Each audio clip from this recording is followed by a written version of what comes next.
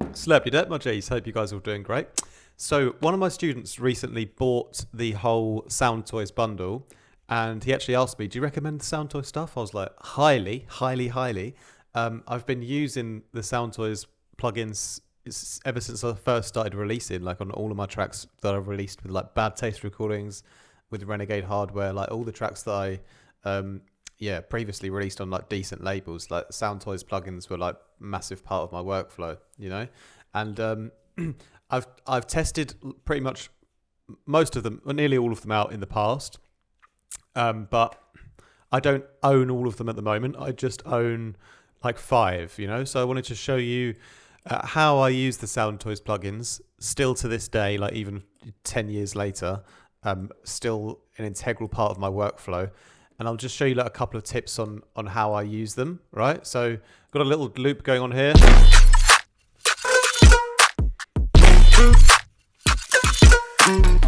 So let's start with the FilterFreak, right? So one of my favorite things to use the FilterFreak for is intro drums, because of the sound. It just is so good. So if I've got like my drum break in like my intro here, even the FilterFreak 1, it's just so simple, but the low pass on it, I love to just have, you know, put a little rhythm on it. It's really easy to do, you know, going 4 bars or something, ramp up.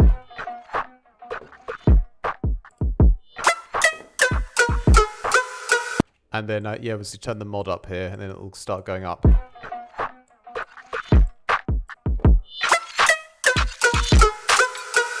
You know, so I do that all the time in my drum and bass tracks as well, like have those like filtered up drums, and I always use the FilterFreak 1 for it. It's just, the sound is just so much better than if you were to do it like with an EQ. You know, I just really love that. And you can obviously, under the different settings, where is it now? Under the tweak, you can change the analog style for like different colors, almost, that's like filter drives, you know. So that's really, really sick. I wanted to put this video out today because obviously all the Sound Toy stuff is still on sale for Black Friday, and I think a lot of my followers probably already have all their stuff, you know. But if you haven't got it, then now's a proper good time to get it, you know. So make sure you use the link down below. It supports the channel as well if you grab anything through my link. But you can get either the whole bundle, which is on offer, which is great because you get like the Phase Mistress, the little Alter Boy, and some other like cool looking stuff I've not actually used before. I've tried the Crystallizer in the past as well. That one's sick. I don't own it now though. That, because I've got the EchoBoy, and the EchoBoy is great as well, you know.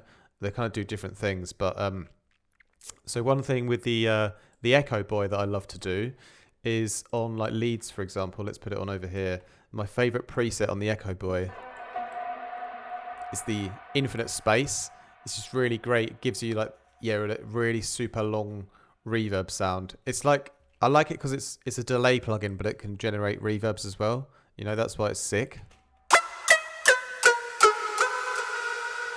And, you know, so I could automate that. I got this sort of lead in the build up here, right? And, you know, I could automate the dry wet on this.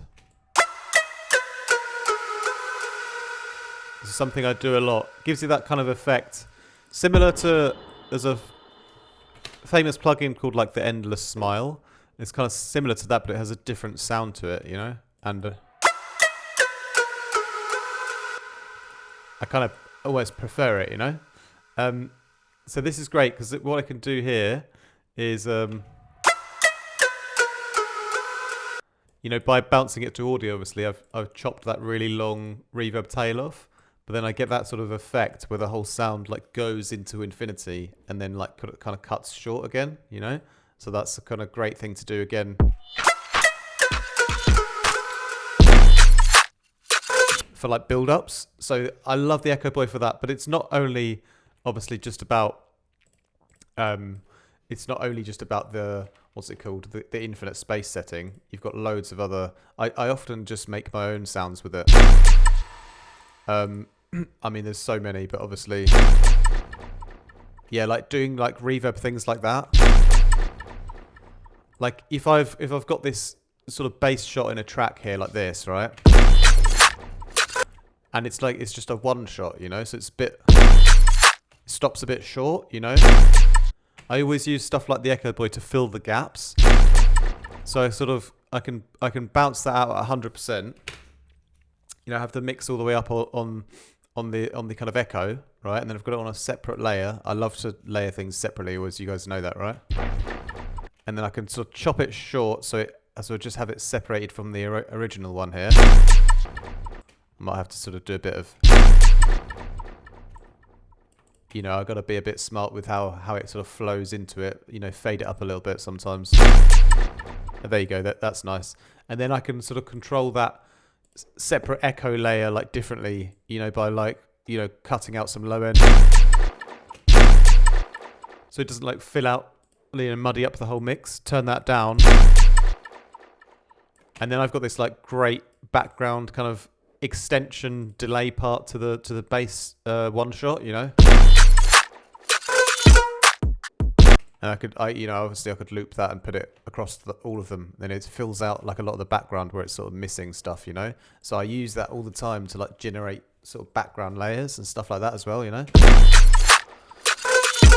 So it's difficult to say. The FilterFreak, the EchoBoy, and the SpaceBlender are probably the ones I use the most now. The Decapitator I use a little bit less these days, but it's still really good. The Decapitator, you basically, like I find I prefer using it on mid-range things like leads and vocals. If I need to bring like something further forward in the mix, you know, it's great to do like a nice bit of subtle distortion, bit of saturation.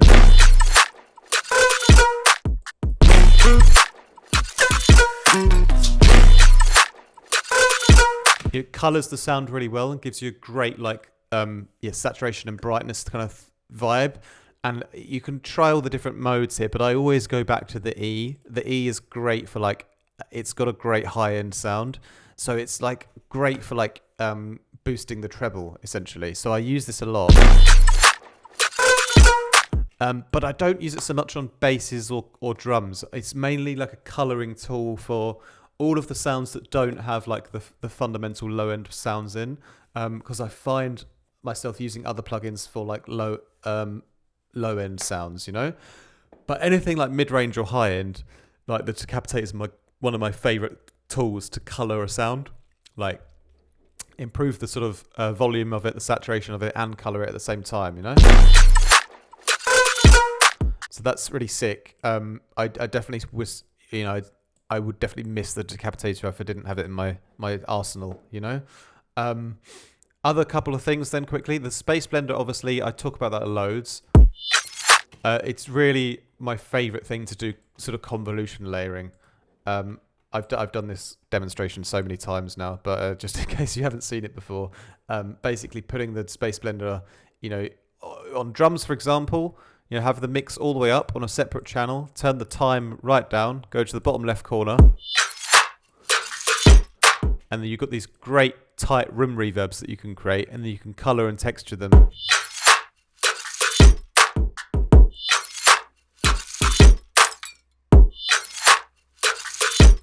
And then, you know, that's added like a whole, you know, room sound to my drums now, and I've been able to control it on a separate channel, take out some low end here again.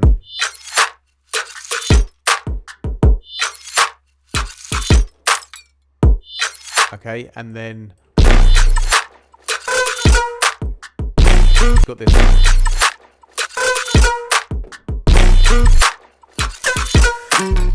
For this like really lovely convolution layer, adding depth to the whole drum group. But you can use this on anything. Like you can use this on the basses as well. Like I would use it on this kind of one shot bass sound. It would work just as well on that. You know, throw it on everything really.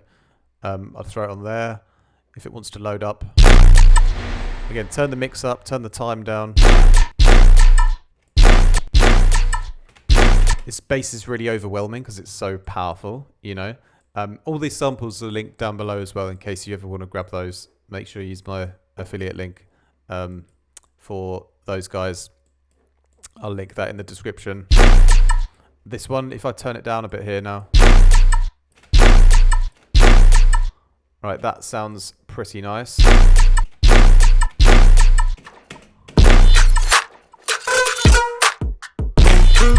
So it's a little harder to hear on this because it's already so full, but it will add, you know, extra depth there. You know, that little bit of background depth. Especially on other sounds that are less like processed, like these samples already have been like majorly processed, you know. But on when you're sort of more building your own basses from scratch, then the SpaceBlender is really useful to like get you those extra harmonics in for the background. So that's sick. I use it all the time, no lie. And then what else can I tell you? Oh yeah, the FilterFreak as well, of course. If you use the FilterFreak FilterFreak 2, I often use that to get new kind of bass rhythms and ideas, because there are some great things like the sort of distorted staccato things here. If I just find a good one here. I mean, that's a sick one as well. That would be great for an intro kind of bass. But yeah, you've got these. Yeah, the KB's groove, that one's quite sick sometimes. I'll often find these nice filter shapes in the presets and then just move the frequencies around and take down some of the resonance or the gain if they're getting a bit too high here. But then you can hear how you put like a neurofunk kind of filter sound into it. So it's like sick for... You see here it changes the whole bass vibe now. You know, if it makes it a bit quiet, because you're filtering, you're taking sounds out, so you might make it a bit quieter. You can just go and, you know, turn up the output here or whatever, or the input. And yet again, you can color it, you know, with the different analog styles.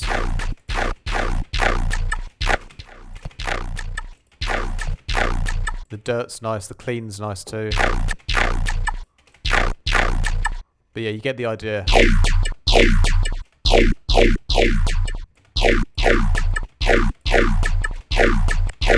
That's quite nice around there. Kind of how it was on the default, a bit closer to the default.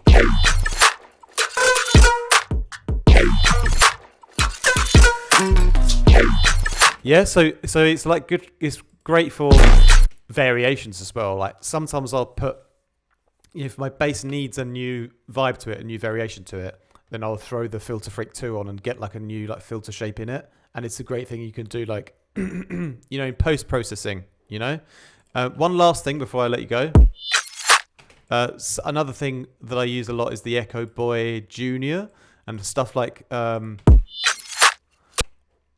love to use it on snares for some reason, but I have this favorite preset on here. It's called the Shudders, and it's got this lovely like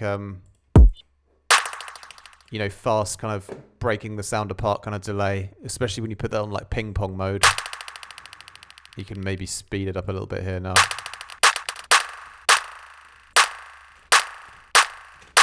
Turn it down a bit. And the Junior has got these great sort of colours. That's one of the best thing about the Sound Toys stuff is like the FilterFreak and the EchoBoy stuff. It's like the colours, you know, when you go in deeper into the settings, you know, with the filter drives here.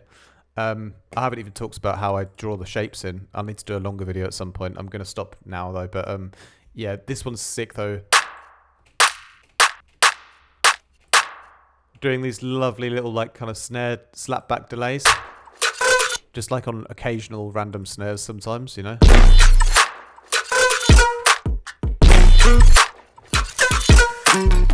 Like break the snare apart, give it a bit of splash and life, you know. I love doing that. Anyway, that's like a quick overview of, you know, some of my favorite ways to use the Sound Toys plugins, but I could really keep going. I could do a whole hour on it, to be honest, because there's so many like cool tips and tricks within the plugins. I've just been using them for so long.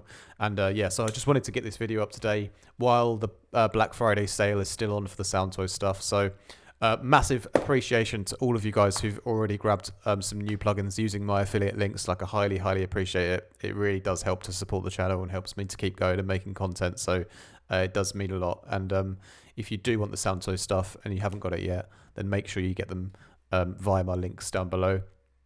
I'll put a link to the whole bundle if you just want everything, which I do recommend because I don't actually have everything, but I've tried other things like I mentioned, like the Crystallizer, the Phase Mistress, the Pan Man, I think it is as well. They're all sick. I just haven't got them on at the moment in my workflow. I just sort of stuck to my top 5 favorites. I try to have a fairly minimal amount of plugins these days.